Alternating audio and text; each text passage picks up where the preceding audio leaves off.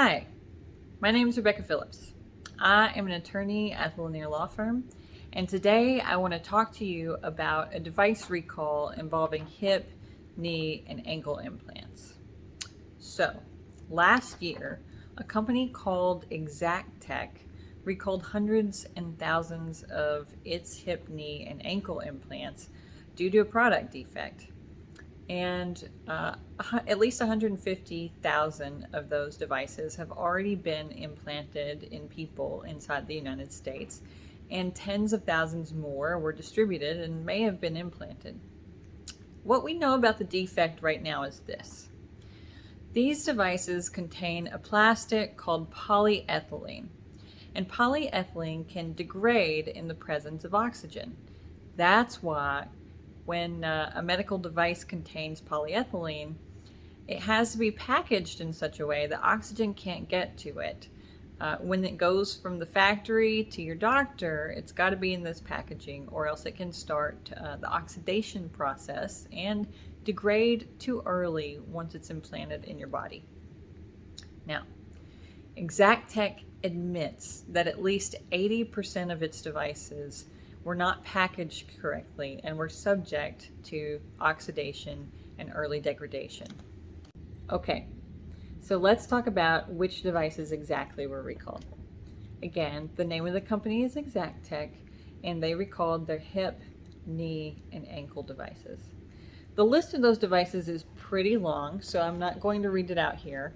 I'll just say that for ankles and knees, it includes OptiTrack, Vantage, Arthrofocus, and Trulient devices.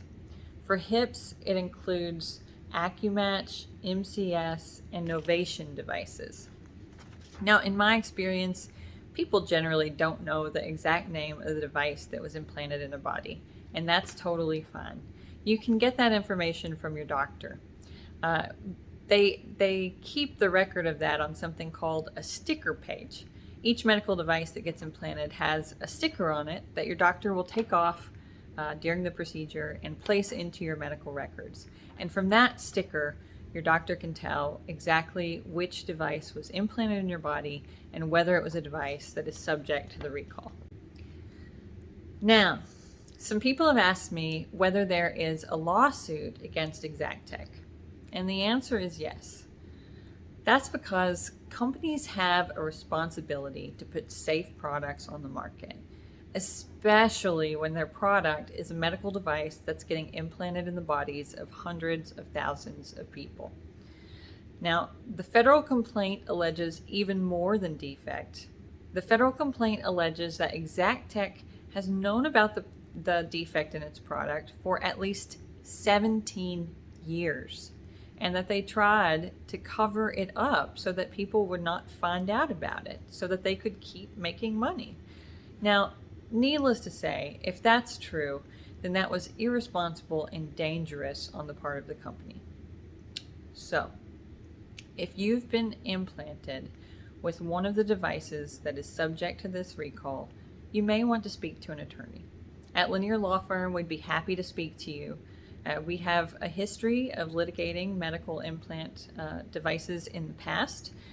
For example, our founding partner, Mark Lanier, in just one jury trial against DePuy and a subsidiary of J&J, recovered over $1 billion for a defective hip implant.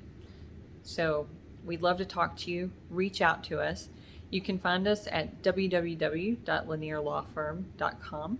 That's Lanier, Lanier, lawfirm.com.